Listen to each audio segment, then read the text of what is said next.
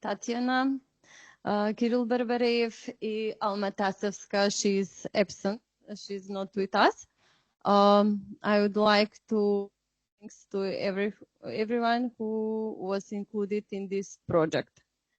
Dear experts, our guests from the consulting body, welcome to the presentation of the results of the second round of measuring the quality of children's achievement and the quality of process in the learning environment in kindergartens, conducted using the MELQO instruments.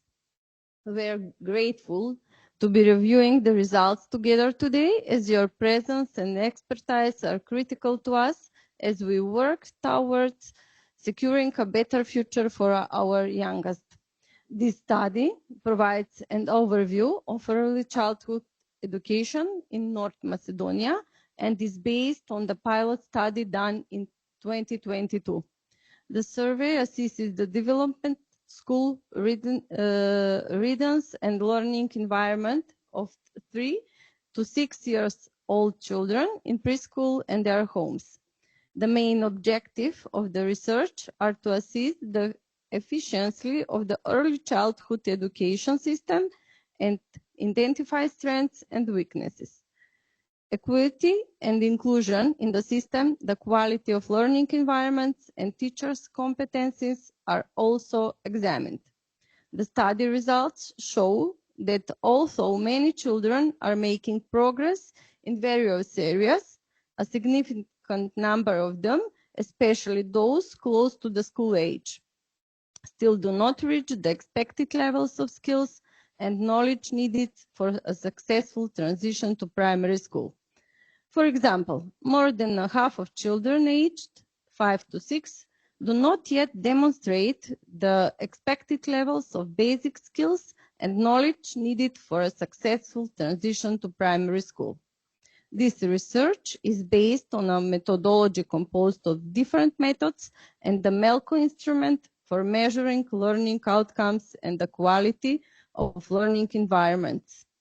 MELQO includes the MODEL and MELE instruments for assessing child development and the quality of learning environments. The obtained data clearly emphasize the need for targeted interventions and additional support to ensure a process in which all children will have equal opportunities for success in primary school, but also a direction for further efforts that should be aimed at providing stimulating and enriching resources and learning environments which will encourage the overall development and the motivation of children. Betty Lameva is our consultant for measuring early childhood development and the quality of environments, MELQO, International Consultant Services, Data and Data Analysis. I thank to every expert in this project for their involvement and cooperation. Betty, you can continue now. Thank you. Hi, Шери. Добар ден на сите. Good afternoon. We didn't agree in which language we will address you. Okay. We have interpretation. I will be very brief as regards this study, and all findings will be in detail presented by Sheri, the conclusions and recommendations. The sample is representative. On national level, the study was conducted this year. It was comprehensive. You know, all children are involved. Kindergarten director Bogi is here. He was responsible for field work. So we are thankful for the selection of the sample included in this comprehensive operation. It was on us then to analyze collected data and prepare this report. This is the second study or report. The first one was presented last year, and what was done using the classic analysis, item response theory. These were used for analysis, and intersectional factors was used that we considered impact children outcomes and the general environment. The results, the outcomes will be in detail presented by Sheri. In general, on national level, let me add that the results were expected. In relation to children achievement, we have slight decrease. This is also valid on global level as a result of the pandemics. International assessments, teams, PISA, PIRLS, they may show slight decrease almost in every country.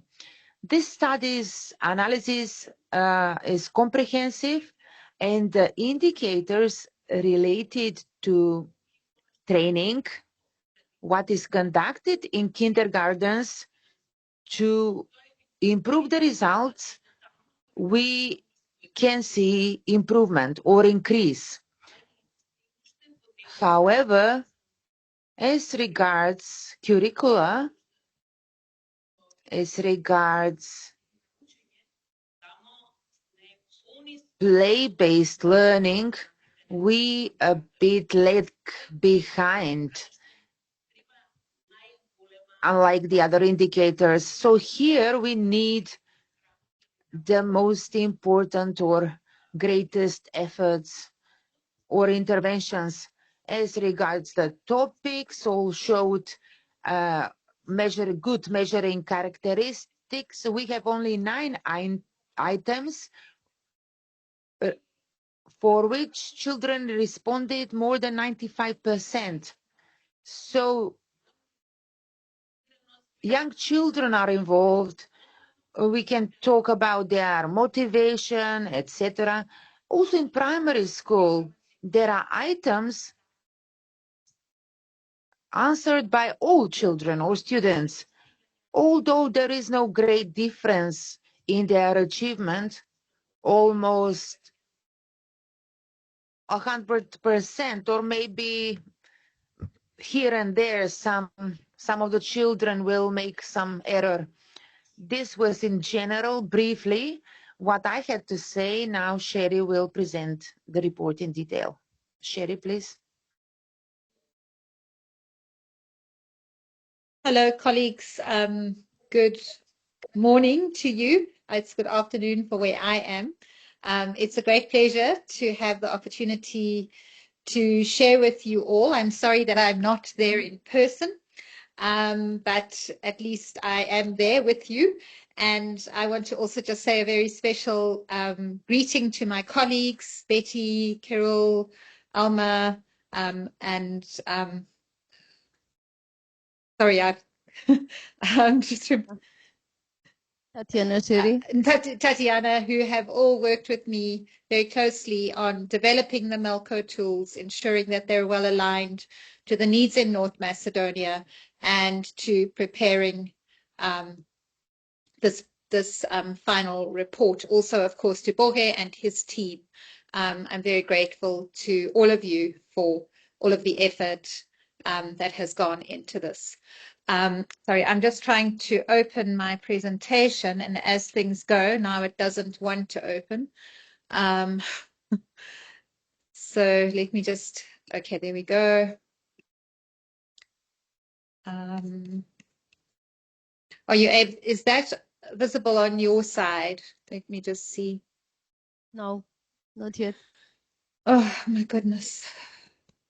Okay, take your time, Sheri.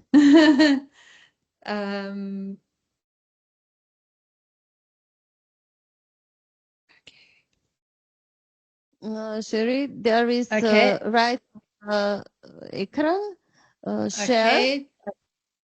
You have to know.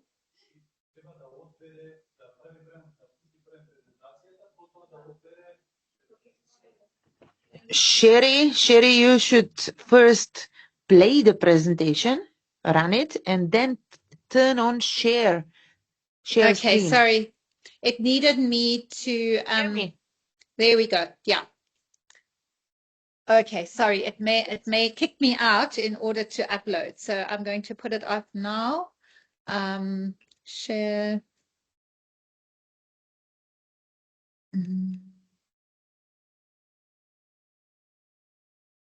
You need to start it first, the presentation. Yep, And it's then here.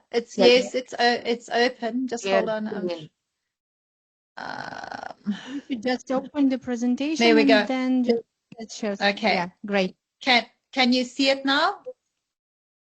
Okay, everyone can see that. Okay, so thanks for the introductions from the rest of the team, sharing some of the background to the report, the tools, and so on. I feel a little bit like I'm telling you the start of the movie when you've already heard some of the end. But anyway, let's just quickly go over this. I'm going to quickly share with you the study questions, just touch on the sampling because Betty has already done that.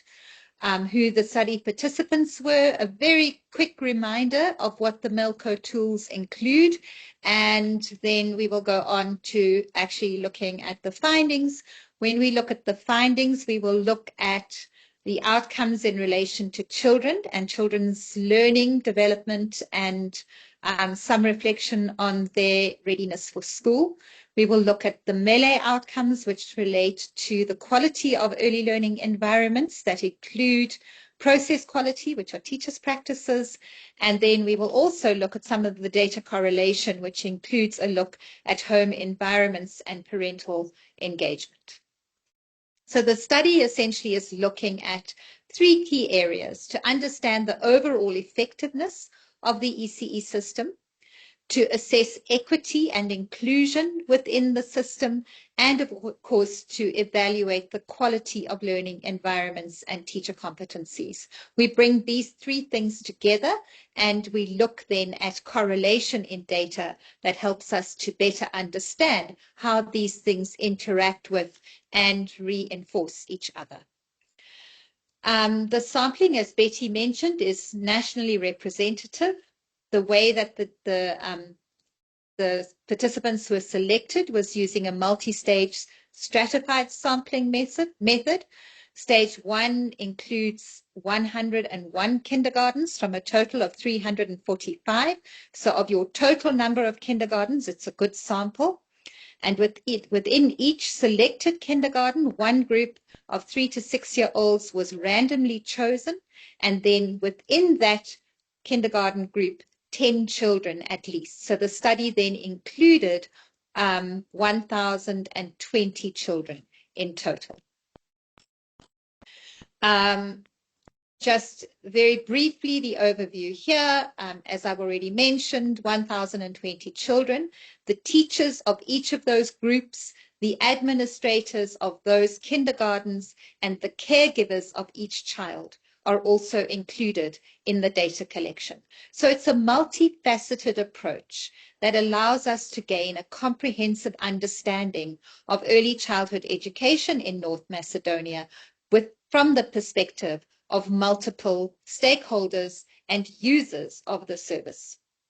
The MELQO tools, just as a quick reminder, have specific items or survey instruments that basically collect this data in a standardized way so that we're able then to ensure good data quality and the comparability of the data that is collected. In terms of the child development and learning, the model instrument includes, as I mentioned, an interview with the child's teacher. It also includes an interview with the child's parent or primary caregiver. And then it includes a direct assessment with a trained enumerator. The quality tools, the MELE tools, include a classroom observation that is a fairly lengthy process of a trained observer sitting in the room and basically for about 3 hours documenting everything that they observe in that classroom. And basically what it does is it captures a snapshot of the day-to-day experiences of children who are participating in kindergartens in North Macedonia. It also includes an interview with the director, and it includes an interview with the teacher. The differences between the teacher interviews in the model and in the MELE are that the model is focused on the child and the child's development. The teacher and the caregiver are asked correlating data about how they see and understand children's development and learning. And we look at those assessments in relation to the direct assessment as well. So we are not just completely dependent in this assessment of children on what children can do in a 30-minute direct assessment with the enumerator. Just very quickly, the MELQO tools, as you know, are designed for adaptation and flexibility. So they are put together specifically that they can be adjusted to the contexts of countries to fit their cultural issues, their commitment to early childhood education, their standards, their requirements for early learning and development. They are designed to provide evidence to stimulate improvement. I think the very important thing that I want to emphasize here is children, teachers, kindergartens who participate in this study are anonymous. They are assured of their privacy and that there will be no consequences to participating in this study. This study is not to give evidence on specific children's development or on specific teacher practices or on the quality of specific kindergartens. This is really to emphasize a nationwide understanding of what is happening in the day-to-day experiences and provision of early learning services for children. Okay, so let's take a look at the outcome for model. Betty has already noted a slight decline in these outcomes, and as she also said, this is generally what is being observed around the world and appears to be related to COVID and the fact that many children lost out on their day-to-day interaction in early learning environments. So just to emphasize as we start, the quality and duration of children's early learning experiences establish the foundation for learning success. I want to be clear that we are talking about how good the service is, but also how much time children spend in it. And this study that we have done shows very clearly a strong relationship between these two things. We'll talk more about it. It also emphasizes that early learning gaps can be difficult to close. So when we start kindergarten with already gaps in our learning, in our word counts, and so on, and we enter the system without specific interventions and engagement, it's difficult to close those gaps. What we know from the evidence is gaps that start in the early years without specific investments and interventions grow. They don't become smaller on their own. So a child who starts primary school with learning gaps is more likely to struggle in primary school, less likely to complete primary school. So we need to pay attention to what we see early and fix it early. According to the World Bank Human Capital Index, children born in North Macedonia today will only reach 50% of their potential productivity. This highlights a critical need for investment in early childhood development. Our understanding through this study will also help us to make that investment more targeted. Your government shows good interest, good political will, and financing for early childhood development. This is about saying, where can we target what we are doing to be more effective? The report's findings reveal learning gaps in early childhood. These align with later challenges in learning that we are seeing in North Macedonia in international assessments like Pearls and TIMSS, which emphasizes the importance of us strengthening how children start their learning journeys. We also, later in the study, as I said, show articulation between model early learning domains and this is relating specifically to the model tools. So when we first used these tools in the pilot study, they were adapted to make sure that the evidence that we were collecting on children's development was closely related to and articulated with the North Macedonia early learning domains and development standards for children. The items that are used here have good measurement characteristics, psychometric characteristics and good psychometric characteristics. There are items that didn't show good characteristics. These were not reused in the same way in the study from the pilot. We developed a way of being able to talk about the findings, and this is really based on how we saw the group of children who were assessed using the model tool and how we clustered them. So we looked at and this is really based on the spectrum of development that was demonstrated by the group of children who participated. So clustering them into an emerging group, a developing group, and a demonstrating group. In the emerging group, we are looking here at children whose readiness is emerging. It represents children who are in the early stages of demonstrating skills and knowledge on which school success would be based. The developing readiness category are really showing children who are on that road and who are making progress. And of course, the demonstrating readiness encompasses children who are showing a strong foundation in the skills and knowledge that is assessed in this process and which really are seen to be essential pre-academic or preschool readiness skills.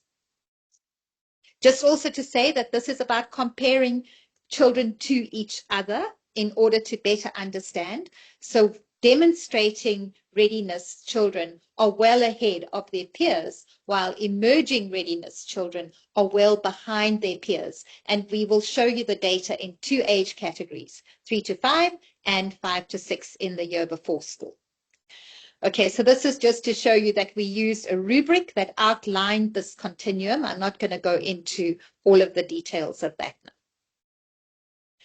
now. So let's take a look. In terms of the cumulative learning outcomes for children against the model scores, the study shows a mixed picture of early childhood development. What it shows us is that children attending kindergarten are generally demonstrating developmental progress, but there are concerns about the extent to which they are demonstrating abilities and readiness for school, particularly in this 5 to 6-year-old category where we know children are getting closer to formal schooling. If we look then at across these 2 sets of data, we'll see significant progress that has happened from 3 to 5 to the 5 to 6 cohort. So in other words, there is significant development and learning that happens from the one age cohort to the next. But if we are looking at the 5 to 6 cohort and we are saying these children are going to go to school next year, it's concerning that we're looking at about 6% of that group who are still in an emerging readiness phase and 58 still in the developing readiness phase. So it shows us that there is some work that still needs to happen and perhaps quite targeted intervention. So let's break it down and look then at where these cumulative results come from so that we can also understand where the particular areas are that there are gaps.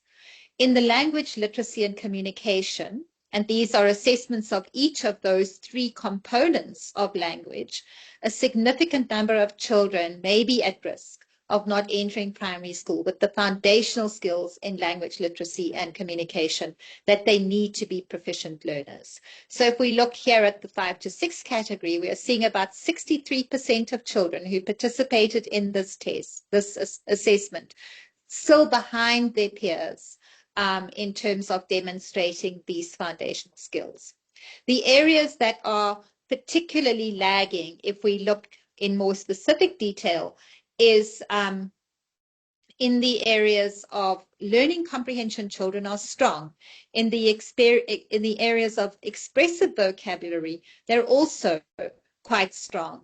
And in the area of expressive language, we also see good skills and strengths. Where there are concerns and where children are less skilled are in the basics of sound discrimination, of letter identification, and so on. So these more formal skills that we are looking at having in place that will help children to really hit the ground running when they enter the primary school. I just want to make a note because you'll see there the basics of writing. So the way that we look at the basics of writing is name writing. Very often people go, oh, well, children can't write their names. And this doesn't go, can you write your name, can't you write your name, tick or cross. Basically, what we look at is, does the child make marks and associate meaning with those marks? So the score is progressive. If the child makes marks that look like they're attempting to write, this does get some score.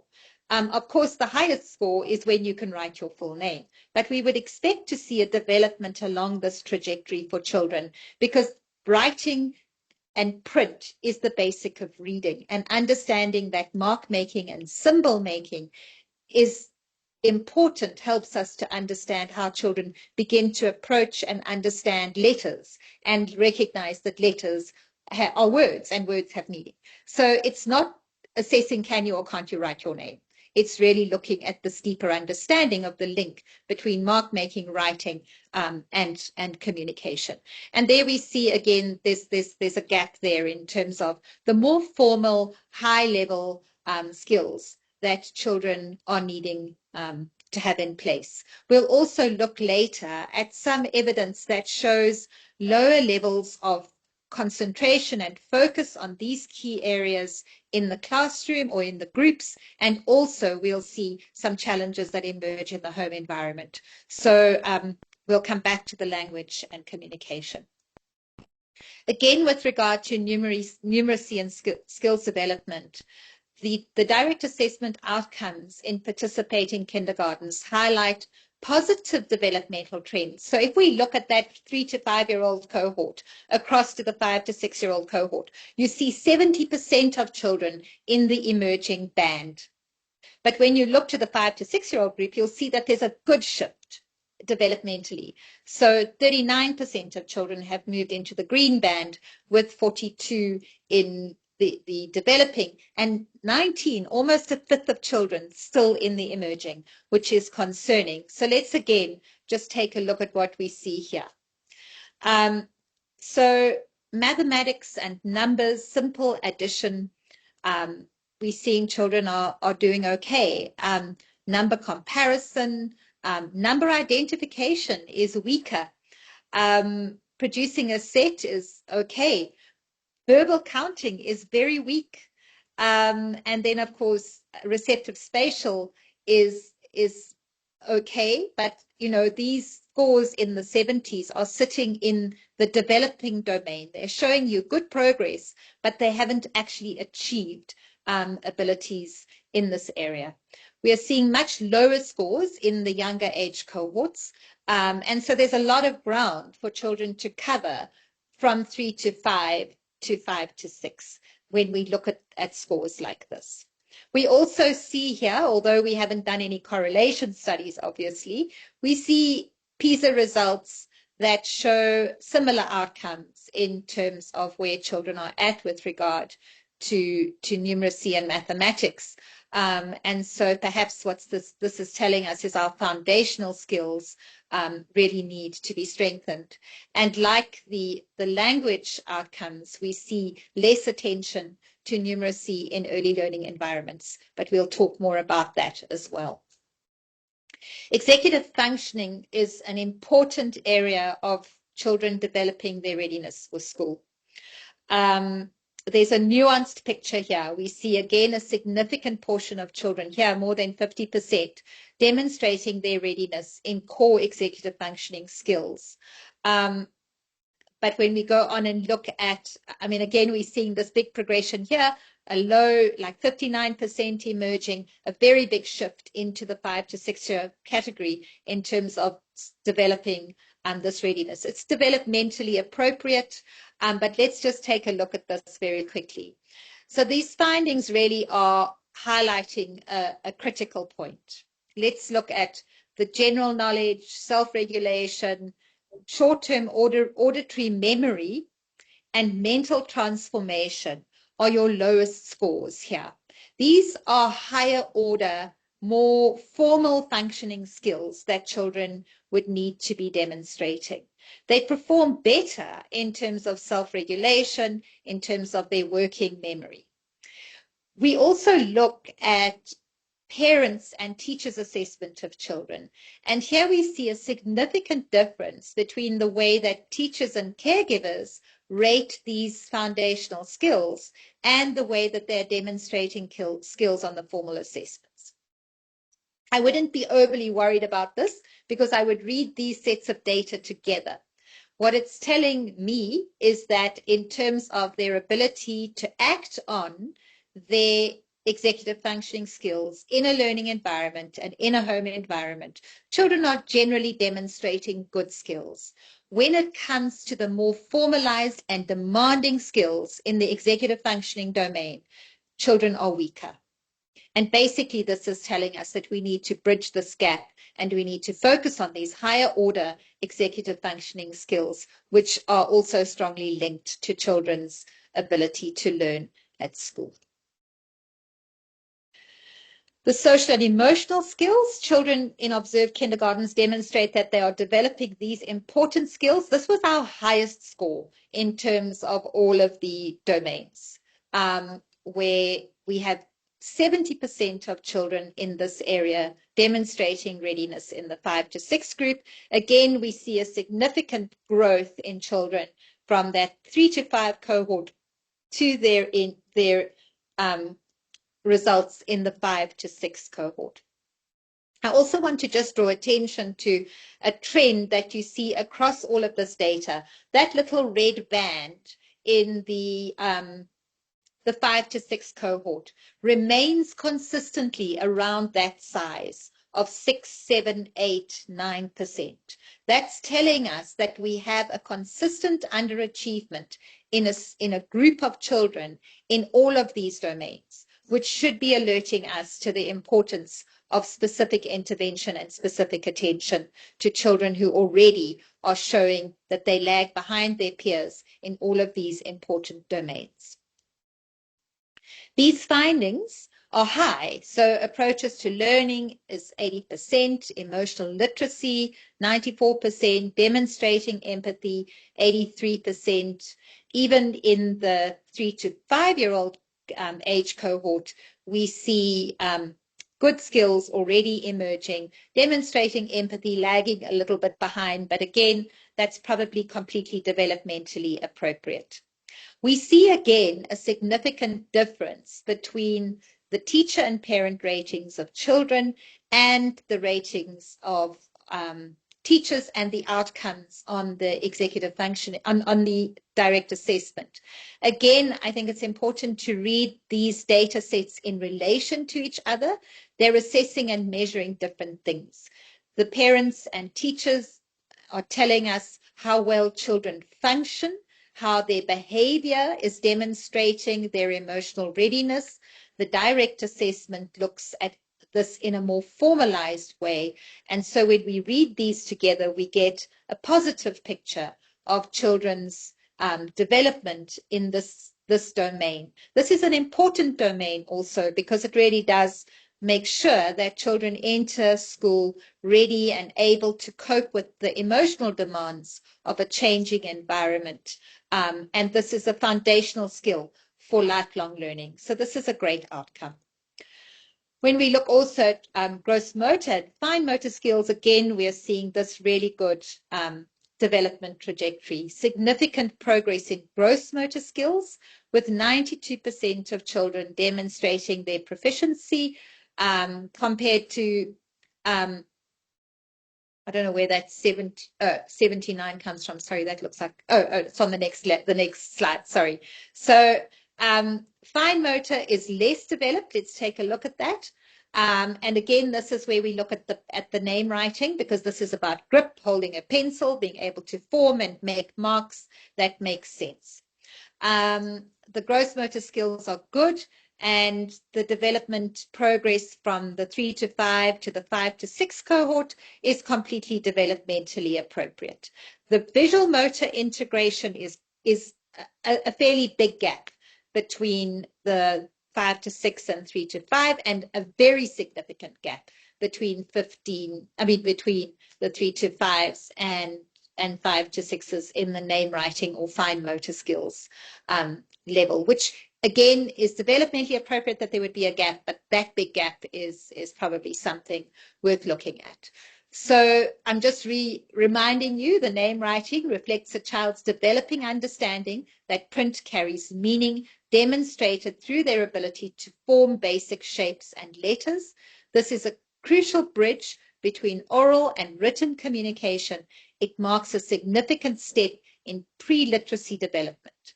While some children may need extra support in areas like letter recognition and early writing concepts to master their name writing, we also need to recognize that this is fine and that individual development paces vary. But with such big gaps in development, I would think that one just needs to be alert to look at what might be happening here.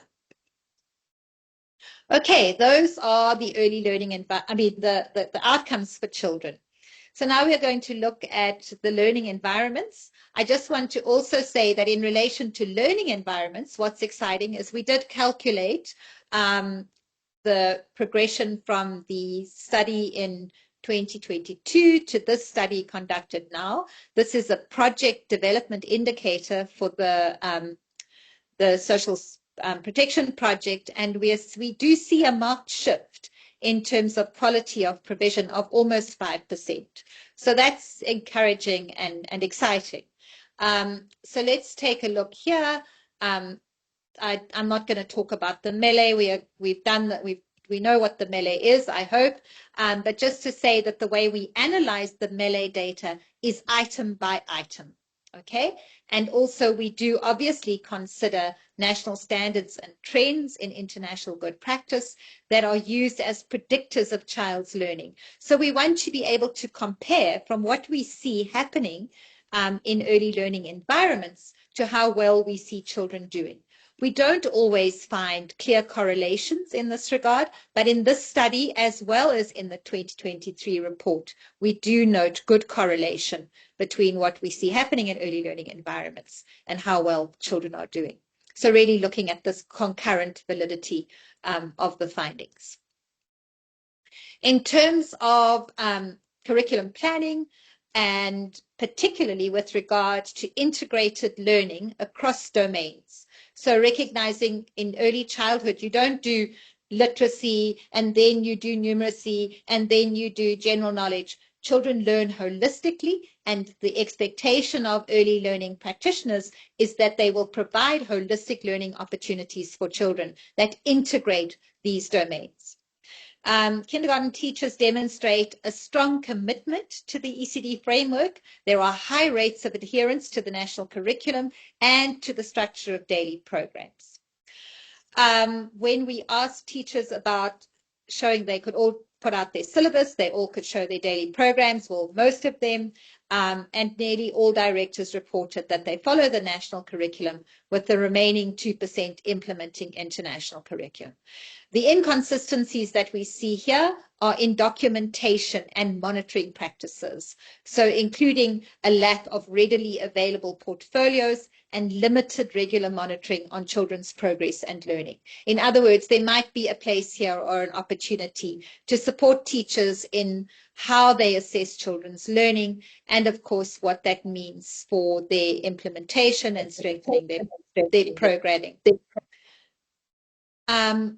We asked teachers about the extent to which they implemented a holistic curriculum and they work across learning domains.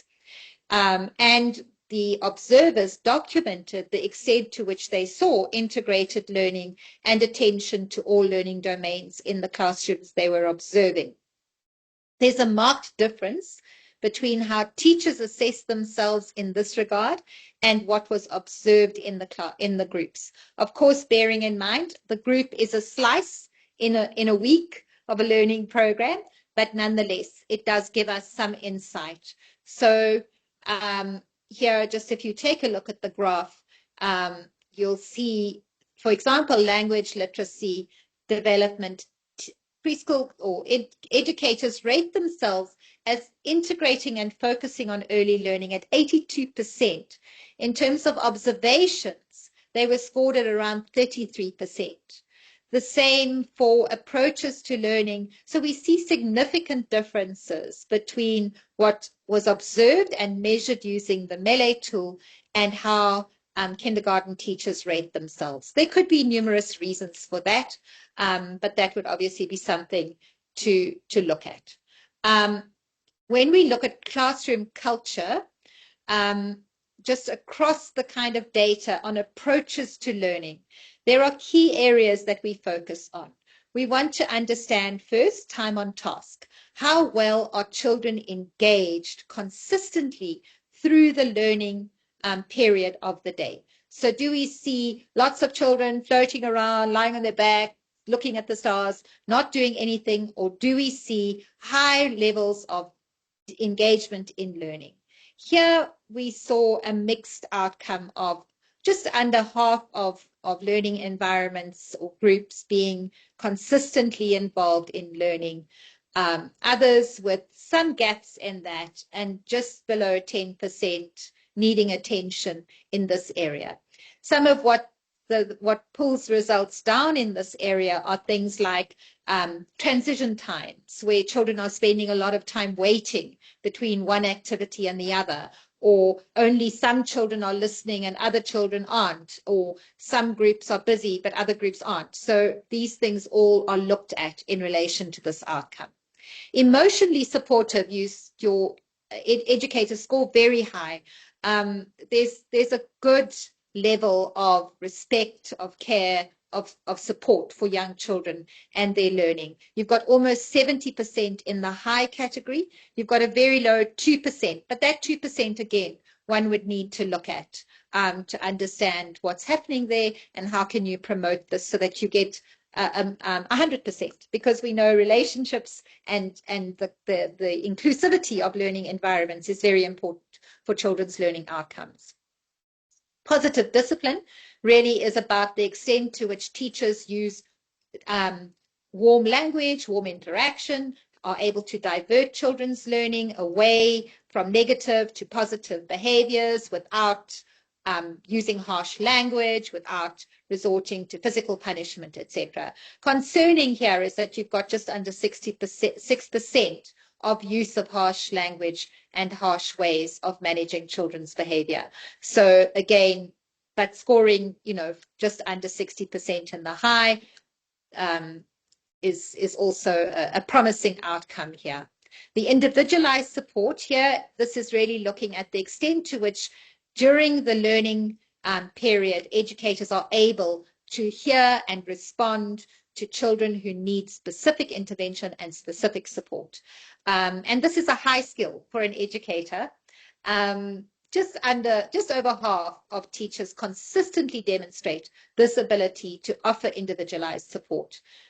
Nearly 11% don't demonstrate this ability, while you've got nearly 38% demonstrating these practices, but not consistently enough. The explicit instruction, this is very important for children understanding what they're doing, why they're doing it, how it relates to what they did yesterday, how it relates to what they're going to do now. So being clear with children what our learning goals are, how we are doing it, etc. Here, you've got a very mixed outcome with quite a high percentage of teachers not doing this at all, and a sort of close to the rest either doing it some of the time and a higher, a 41% doing it consistently. The same with perseverance. Perseverance is the extent to which educators are able to help children to keep trying. If you make a mistake, you try again. If it falls down, you build it again. So in other words, this important skill that carries us through life where we keep trying. And we encourage children to keep trying. Again, we are seeing a mixed response. This band of teachers not demonstrating these skills is, again, you can see a small number, but in the overall picture, it's something that would need to be addressed. The free play and autonomy, this is a horror of horrors for any educator in early childhood development. You have the highest outcome in the not demonstrating or not seeing evidence of this particular pedagogical approach in early learning environments. So this is really an area to look at and to be focused on. The lowest number of teachers consistently use free play, give children choice, allow for autonomy. These are important foundational skills for children. We also know that play is how children learn best. So we need to pay attention to that outcome. Collaborative learning skills. So we saw a lot of children working in groups, but not very much specific teaching on how to work together. So about nearly 42% of teachers consistently use those opportunities to help children know how to navigate conflict, work with each other, support one another, and the balance of between not doing that at all and doing that inconsistently. So this is really the culture of what is happening in early learning environments. So a fairly mixed bag, some high points, some real low points that need. Perhaps the greatest effort here is going to need to be on developing a consistent approach and consistent methodology that really meets the standards that are associated with quality in early learning environments. Of concern here is that children's foundational numeracy capabilities are not being adequately met. Okay, so in the rooms that were observed, we saw, this is what was seen, only 17.8% of classrooms observed or groups observed actually engaged in any kind of numeracy learning as part of that process using appropriate play-based pedagogies and so on. Inconsistently, this was observed in 21.8%, a low score in the 12.9, 47.5%, there were no numeracy activities at all. Okay. You're saying, okay, this is only one day. However, children should be doing this every day. It is so important to their learning and development. You should not see in almost half of classrooms or groups no numeracy teaching at all or no numeracy learning. There's a typo here, and there are sufficient. The lowest number of learning support materials for a domain are in this domain, and I'll show you the scores for that later. But what is evident is even where there are learning support materials for numeracy skills, these are the least used by teachers. So again, this ties up with child outcomes, ties up with what we see learning in the learning environments. This is an important area. The opportunity to lay foundations is here. In terms of the language, literacy, and communication, I just want to highlight here what we are seeing. No literacy development opportunities in the literacy skills, the highest score, over 60%, and the lowest involved in actually early literacy teaching. Looking at expressive language, it's stronger, okay? And expressive language is really where teachers engage children in talk. So giving children opportunities to interact, to talk, to use their language, use their communication, ask open-ended questions, etc. But we are seeing again, over 20% of learning environments, this is not happening effectively. Quite shocking to me is books and reading. How can you see in a day of early learning in a group, no use of a book or story at all? Okay, so here the highest score is that books were not used. And second was some use of books and reading, and some inconsistent use of books and stories. So we see clear areas of intervention with regard to both language and with regard to numeracy. Here, just looking at gross and, not fine motor, gross and fine motor development. This was kind of consistent with what we saw happening with children, although what I just want to emphasize here is music and movement. We look specifically at the extent to which educators use music in a deliberate way. So not just, oh, we got to sing a song, let's sing a song, but music and movement that helps children learn and develop skills in very specific ways. That it's so low in these environments is a lost opportunity. That we have 20% of educators not doing gross motor development. That we have nearly just under 50% not doing any fine motor development. Again, tells us there are important gaps here to really be implementing programs that are developmentally appropriate and that are drawing children out to use their bodies, use their skills and abilities to learn. Learning should be integrated. It should not just be about my head, but about my body, how I move, what I do, can I manipulate things, etc. This is a lost opportunity to really be strengthening children's development. So those were the high-level findings on what we saw in the early learning groups and learning environments. Just generally in terms of infrastructure. Generally, infrastructure provision is good. Where there were some challenges is space for everybody to move around and do enough activities. Particularly, we look here at the issue of healthy space, given our experiences in COVID. So there is room for improvement there. But in terms of every child having a seat, 94% of children have access to developmentally appropriate pre-primary furniture.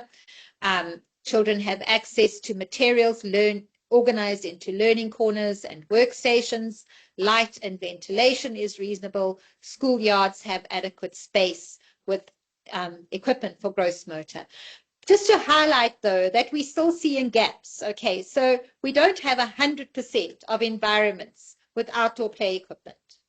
And we don't have 100% of environments with good lighting and 100% of environments with learning stations and so on. So our target in this area should be 100%. Okay, so there's room here to grow. The access to learning support materials. So here we look at, are the materials in the room? Are the materials used? Okay, so there are three things we're looking at. In the room, used, not used.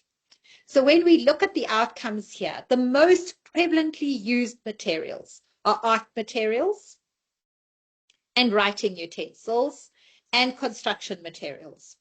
Okay, the highest is art materials. What we see least used is fantasy play material, storybooks, and educational materials for maths learning. It all is consistent with what we are seeing in child outcomes and in teacher practices. Where we see a gap in the provision of resources here is nearly 15% of learning environments do not have learning materials to support numeracy. Okay, that's an important finding here.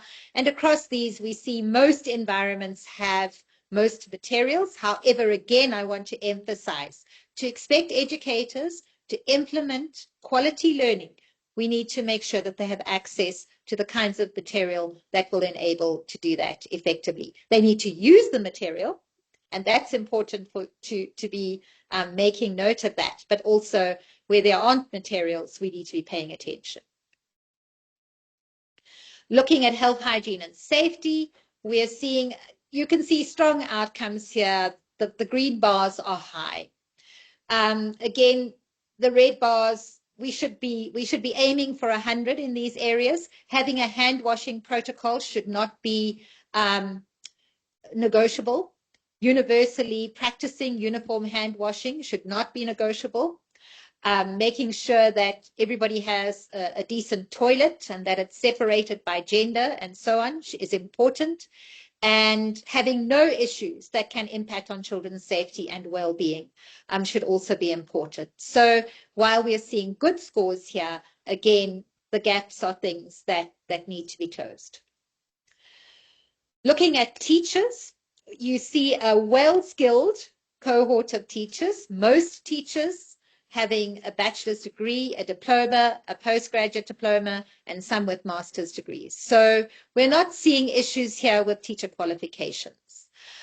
We also see that teachers are working in this sector because they like children, because they want to help children, because they're interested in the work that they're doing. it's really interesting to me to see that only 3% of teachers are teaching in the kindergarten sector because they want to earn money.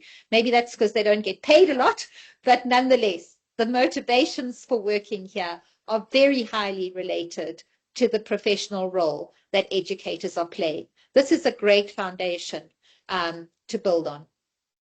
So most teachers are motivated by passion for children. When we ask teachers whether they think that the system works, to what extent is the system ready to prepare children for early learning at school, 67.3% said they think it does very well in that regard. But a lot of teachers, in other words, feel that it's not doing its job as it should be, and some, 1%, not at all. So again, this ties back to what we are seeing. Teachers are aware that maybe there are gaps, maybe there are areas that need to be addressed. Teachers also spoke about their participation in professional development programs. That what we note, though, is that participation is unsystematic, it's not credit-bearing, it's not career-linked, and it's not necessarily aligned to what teachers think they need or what they're interested in learning. So when we looked and asked teachers what they wanted to know about, here are things that they highlighted: assessing children's development using the curriculum, pedagogy for young children, classroom management, how to keep records. If we think back to where we see gaps, some of these areas are consistent with where we saw gaps in practices. So perhaps it tells us that teachers understand a lot about what they need. Okay, the last area, and for me this is always the most interesting, because here we get to now take all this effort we've put into this data to see how it all ties up.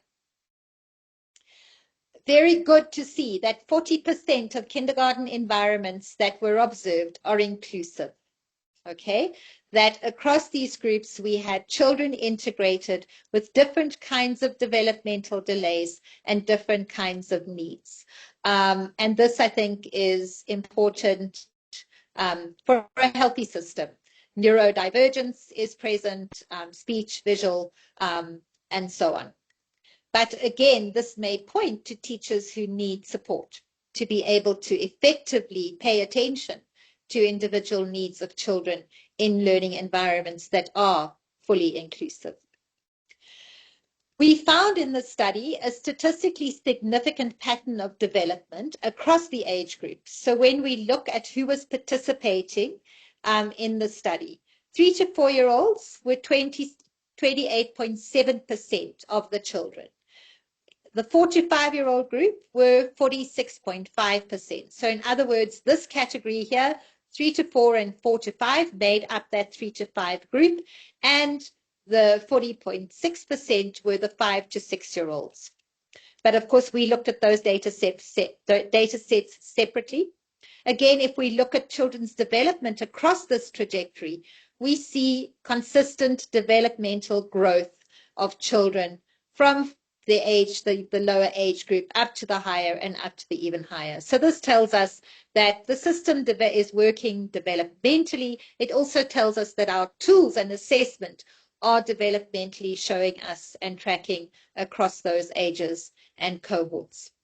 Here's another interesting finding for me. I said to you at the beginning when I started this presentation, pay attention to the importance of participation. We talk about participation as dose. Okay, how many spoons of medicine did you get? Okay, did you get the right amount of medicine to get the right outcome? So here we're looking at, is there a correlation between children's participation in kindergarten environments and their learning achievements? And we see a very clear correlation in this study. We see children who attend between 1 and 6 months, and we looked at children who attend between 7 and 12 months. And if you look across this slide, in each domain, we see a discrepancy between children's outcomes for those who participate regularly versus those who participate less regularly. Okay. The other thing that we see that ties up with this is that despite an average enrollment on the books, so to speak, of 28 children per group, observations on the day revealed a lower average daily attendance of 19 children Okay, so a third of children are not there. This pattern of irregular attendance has demonstrable consequences for learning, as you can see from this trajectory. What's interesting to me as well is this has not changed since the last study. So when we did the first study and we saw this pattern, we looked at this and thought, okay, maybe this is a consequence of COVID. COVID is finished and we've returned to normality, so to speak. We're still seeing the pattern. So maybe there's something more to understand about what is happening here with regard to attendance and enrollment. Also with regard to staffing and supervisory practices, there were a high number of adults in learning environments, which sometimes can create a false illusion of teacher-to-child ratios. However, when you look at it more deeply, you're seeing every classroom, every group has a kindergarten teacher or an educator. Some of those groups, 93%, have an additional person who is a caregiver. Some have another person who is a professional worker, and some have professional co-workers. Okay, but now this is not consistent across the environments. So you have different numbers of adults working in different groups, and this is inconsistent. And again, something that one needs a deeper understanding of and what the consequences of this might be for particular learning environments. And this is just to show you on the day, basically, how many children were teachers were in the room versus how many children, and illustrating these discrepancies. Let me come then to the links between the learning outcomes and the practices in the classrooms and the relationships that we see. So we see a strong connection between positive classroom culture and children's social and emotional development. And this is exciting and important because it's telling us that when teachers create warm and supportive learning environments, children learn better. In other words, if we help teachers to develop these skills and abilities, to create inclusive, respectful, kind, warm, supportive environments, we can anticipate that our children will learn more effectively. Okay, I won't go into each of the details of the outcome, but that's essentially what we are seeing. I'm just mindful of not overstepping my time. Then we also see a link between high quality numeracy instruction and improved cognitive development in young children. Insufficient numeracy instruction is widespread, as you've seen in this report. A significant portion of classrooms, 47.5, with no activities at all in the numeracy domain, 12.9 with low quality activities. So in other words, most of our classrooms are lacking effective numeracy instruction, which then potentially hinders children's development in this area.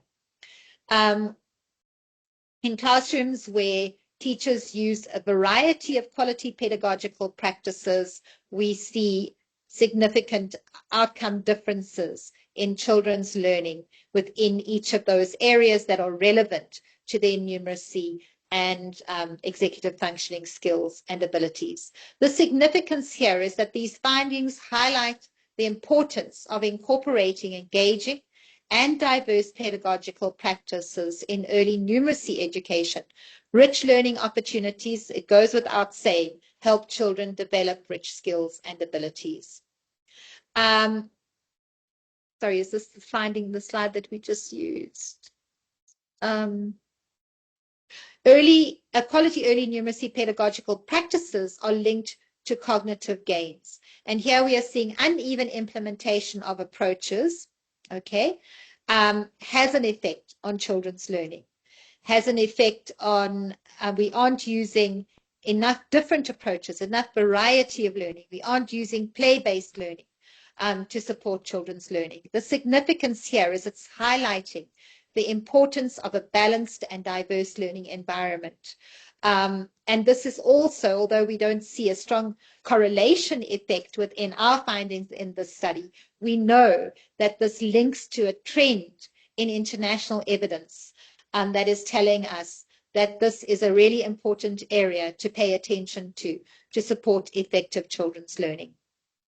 The other area then that I want to focus on comes to the home and to children's diversity and how well they are learning in kindergarten environments. And here we see disparities in learning outcomes based on language and ethnicity.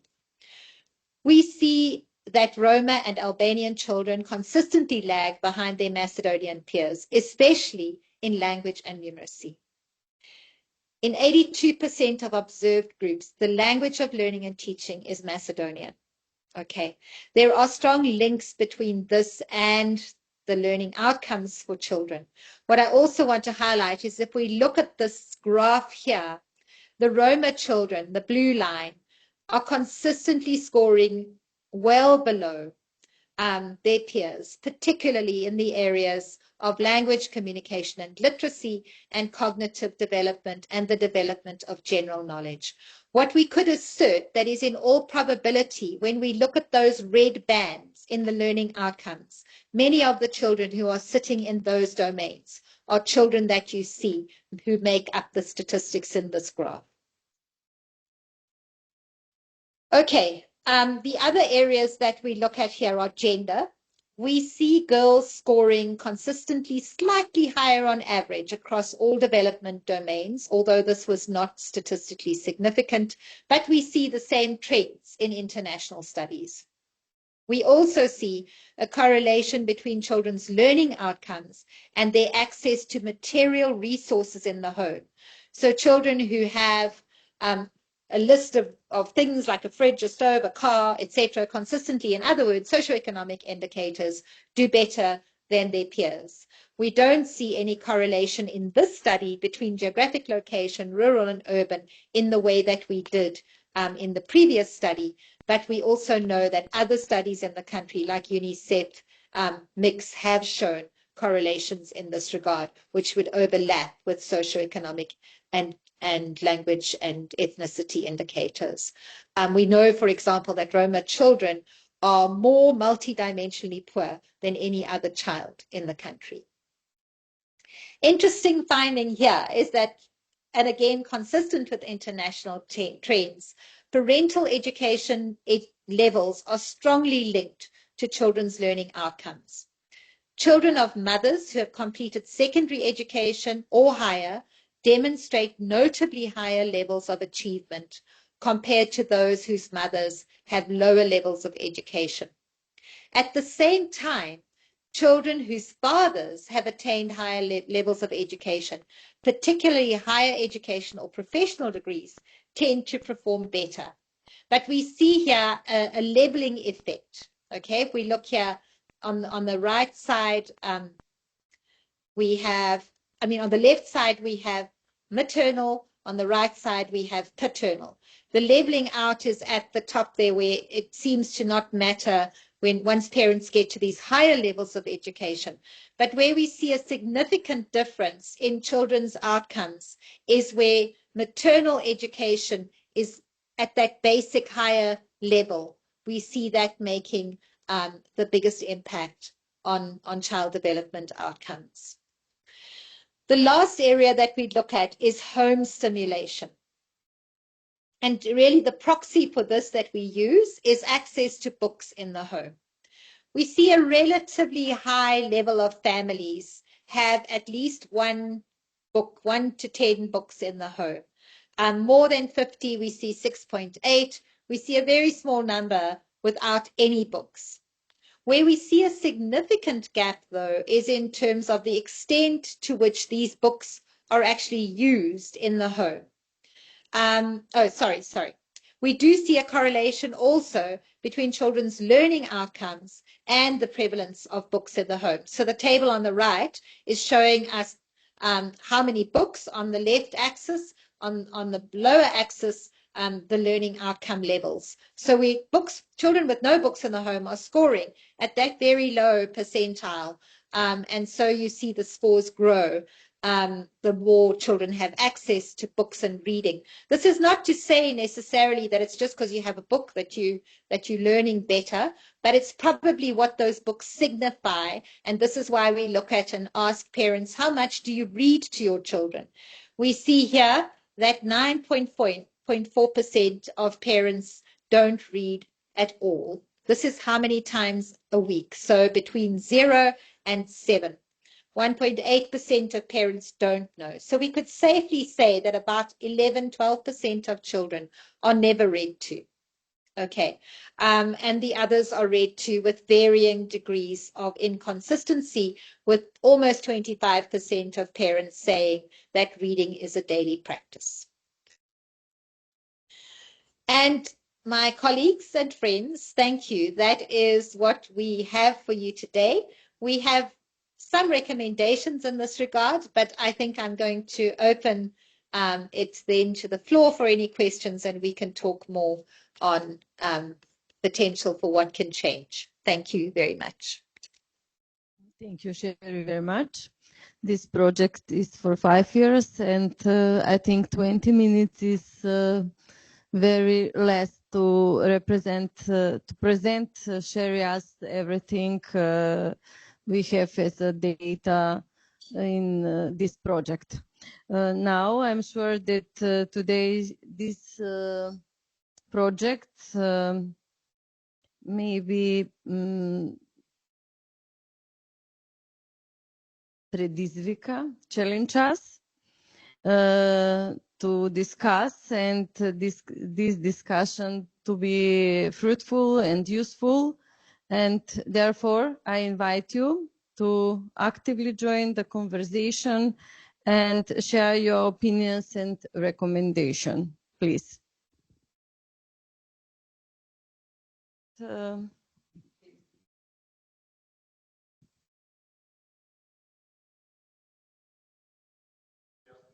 just tell us your opinion of presentation. Добар ден на сите. Good afternoon. Hello, Sherry, dear colleagues.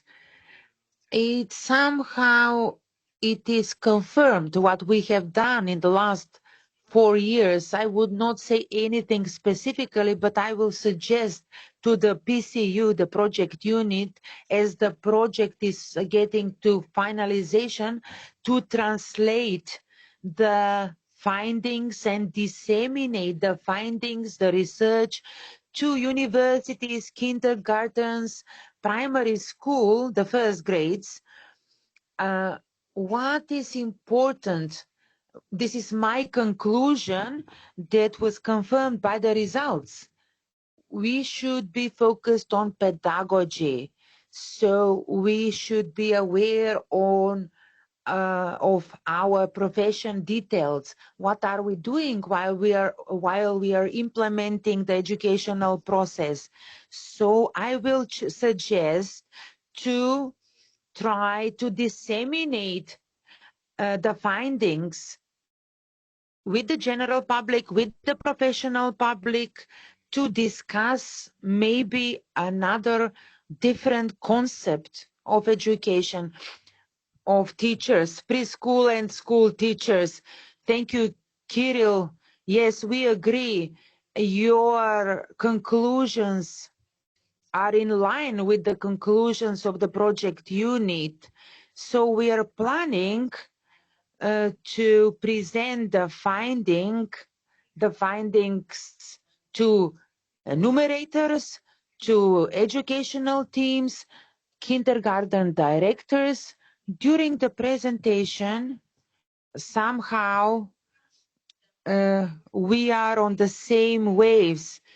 You as professors and we as project unit, we agree that this needs to be transferred both to teachers, to future teachers, to students, to better prepare for their future professional career. Thank you. Thank you. Sherry, hello, and thank you very much for your professional approach in conducting this project. Our team has truly positive experience. Thank you for your understanding, consistent understanding, and fruitful cooperation. And I hope that we manage to help as much as we can to support the process. I wouldn't go into details now on the results achieved. I would appeal to all relevant factors, taking into account that educational reforms, when prepared or implemented, the first thing, people say, no one asked us anything, those who work in the field. We are not aware of these solutions. Luckily, in preschool education, we have an option to present the results from this research and to present a clear picture of what is happening with children's achievement, how ready are they to transfer to primary school, all factors that are important for performance, not only academic performance of children, and everything that means methodological approach of teachers, environment, equipment needed for quality work, which means quality process, everyday process, and operation of our preschool institutions, and of course ensuring adequate conditions for performance. All points that were discussed or presented should be discussed to detect the origin of problems and then be able to develop a clear policy and reach consensus on what we should do on each of these points. Certainly, we need to continue where we proved to be successful in those areas. First of all, we need to invest in teachers, preschool teachers, from their initial education to professional education. With our team, together with the project unit, we discussed whether this is the right time to make this public, so that preschool institutions will be acquainted with the results. I think that the time is now, and we need to initiate two parallel processes to make these results public, and on the other hand, the policy developers, the policy makers in preschool education should conduct detailed analysis of these results and plan appropriate interventions. Thank you, Sherry, once again.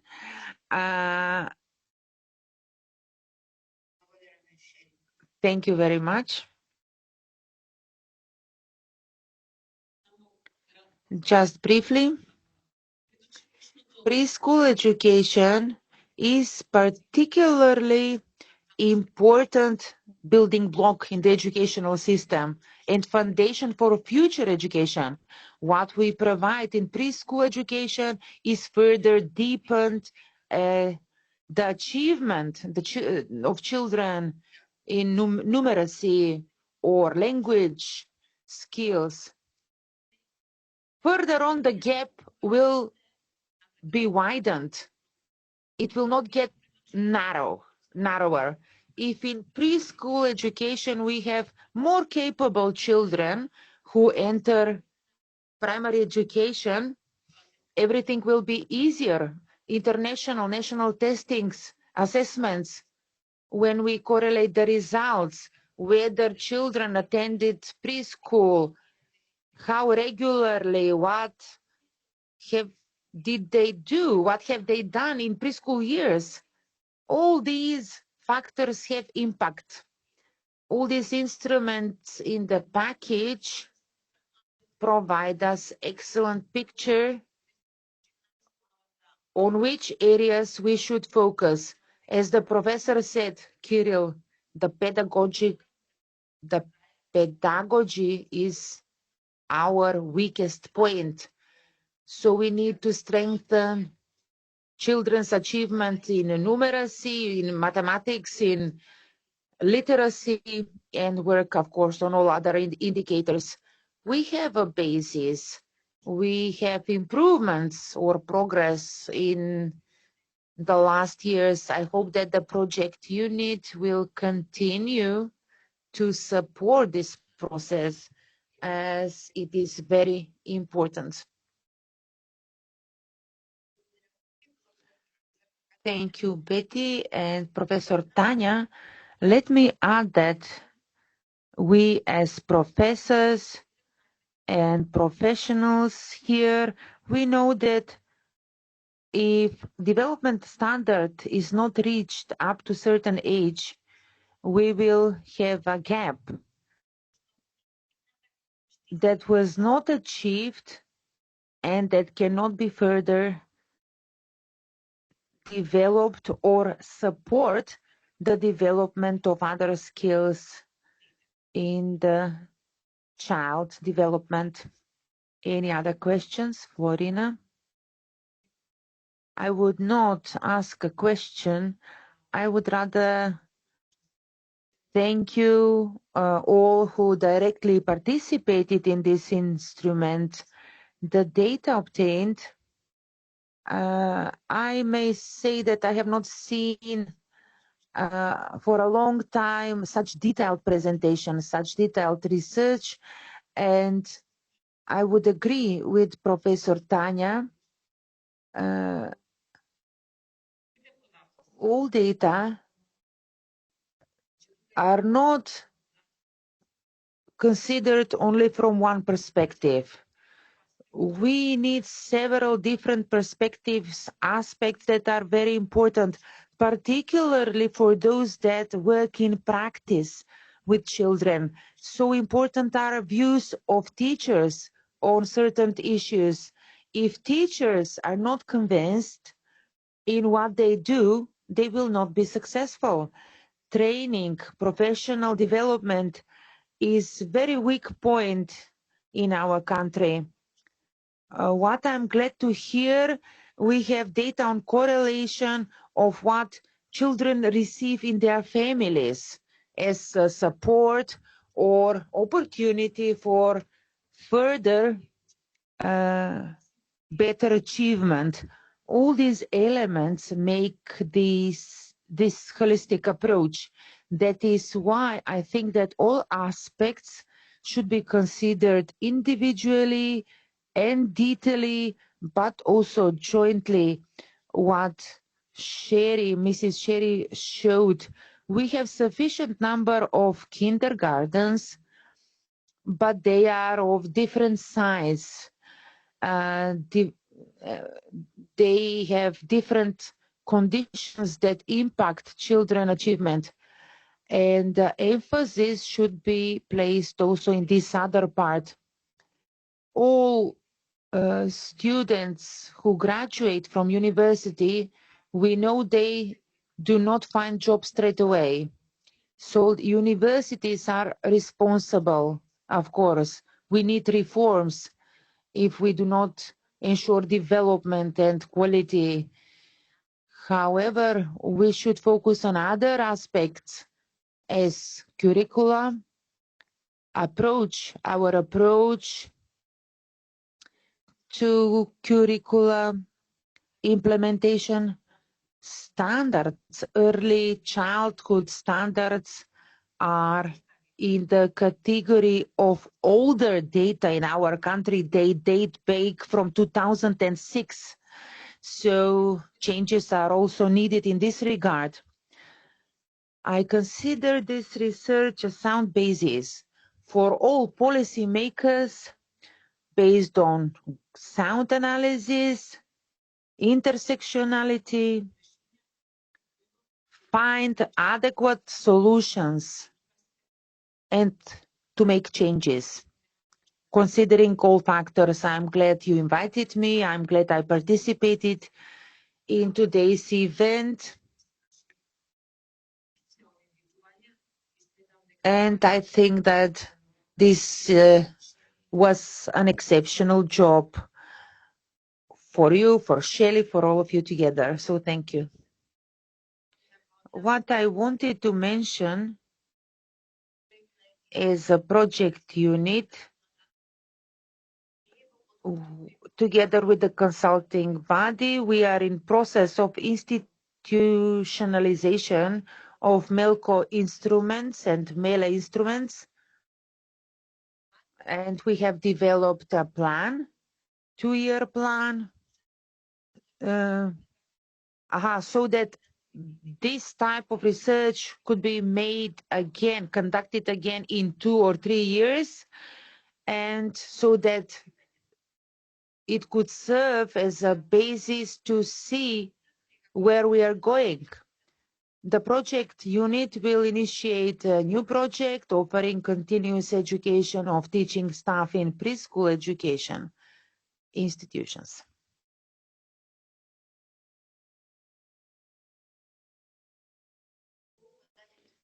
I thought whether to join the discussion or not.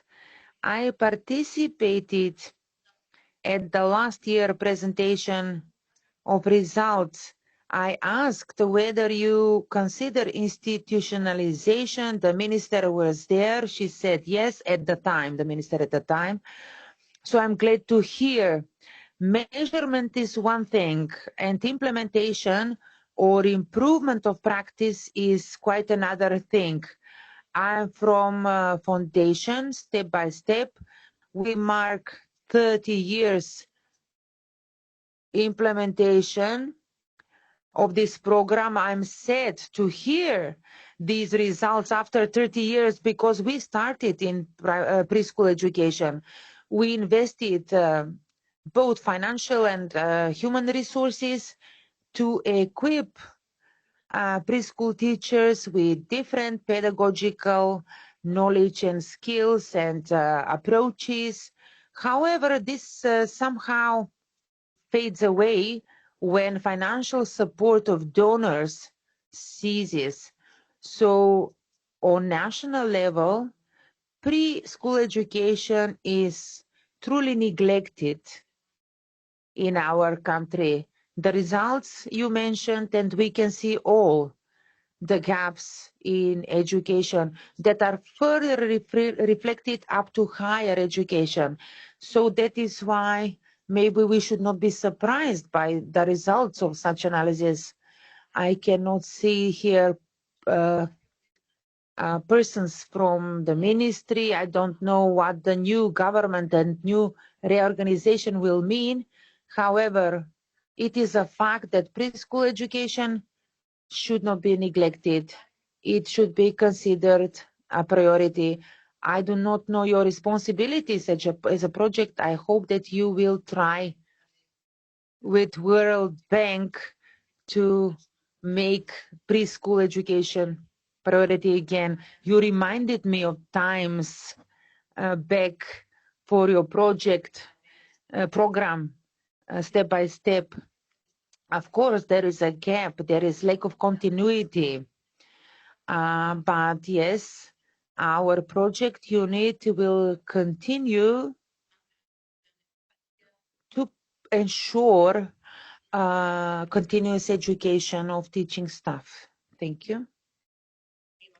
If there are no more questions, we will finish here. We have refreshment in the hall. Thank you very much, Sheri, for everything. We will continue with Soravatkan.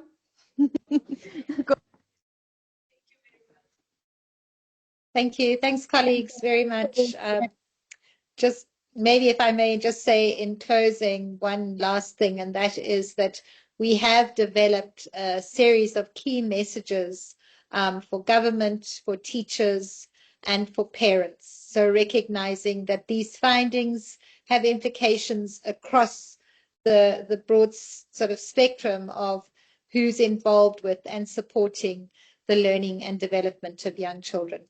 And so hopefully these things will also then be shared as part of this wider dissemination, so that it's action focused as opposed to we're just coming to give you information that we found. So thank you. It's been a great privilege for me to work on this project. I'm happy to have seen my wonderful colleagues in the room. It's been so wonderful to work with all of you, and I'm deeply appreciative to the team, to the PIU of the project. And thank you. Enjoy the refreshments. Sorry, I can't join you. Okay, bye-bye. You, and we'll be in contact, Sherry. Thanks. All right, great. Bye-bye.